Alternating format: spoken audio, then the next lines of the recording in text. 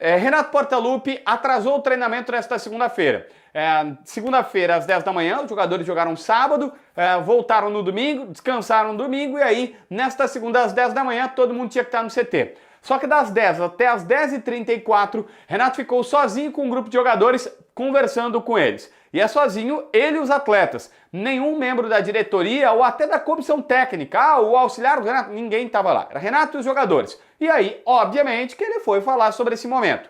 Depois, os jogadores desceram para começar as atividades com os membros da comissão técnica. O Renato também estava por descer, mas a diretoria subiu. O vice de futebol Antônio Brum e Luiz Wagner Vivian, diretor executivo, subiram e a informação que se tem é que Renato e eles conversaram por mais 20 minutos lá numa sala a portões fechados. Eu não tenho exatamente o que foi falado, mas eles não conversaram sobre a alta do dólar, a eleição na Argentina ou qualquer coisa que esteja acontecendo nesse momento. É óbvio que eles foram tratar sobre as coisas do Grêmio. Então, esse é o primeiro ponto.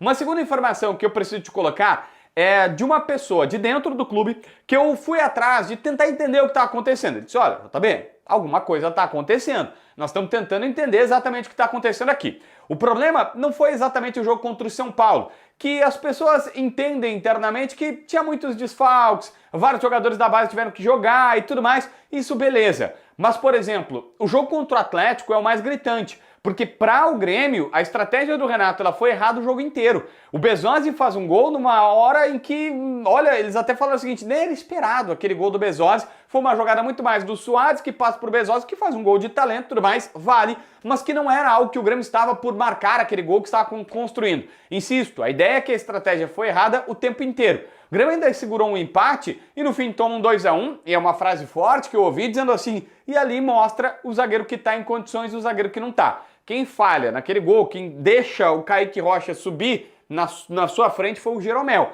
E o Jeromel, claramente, tá no final de ciclo, não tá nas mesmas condições de antes, tanto é que já jogou, sentiu, teve que ficar fora e tudo mais. Só que aqui vem uma declaração que eu ouvi e que é muito sintomática sobre a situação do Renato. A pessoa me diz o seguinte, o Renato insiste em colocar o Cristaldo num lugar onde o cara não joga, um lugar onde o cara não sabe jogar. O Renato tá meio que usando o Cristaldo quase como um segundo atacante, o cara para chegar no Suárez, ou aberto por um lado, ou como um cara mais ofensivo, e não como um camisa 10, um meia articulador, um meia atacante, um meia organizador de jogadas. Não é a função que o Cristaldo sabe jogar, aquela que o Renato tá colocando. E isto é falado internamente no Grêmio por pessoas que circulam no vestiário, nos jogos, enfim, e tudo mais. Me dizendo o seguinte, olha, o Renato insiste em colocar o Cristaldo numa vaga que não é a dele, num lugar que ele não joga habitualmente, e isso está, inclusive, trazendo uma consequência pro Cristaldo, que é ruim, e pro time também, que não é legal. Isso tudo está sendo falado no bastidor, eu posso garantir.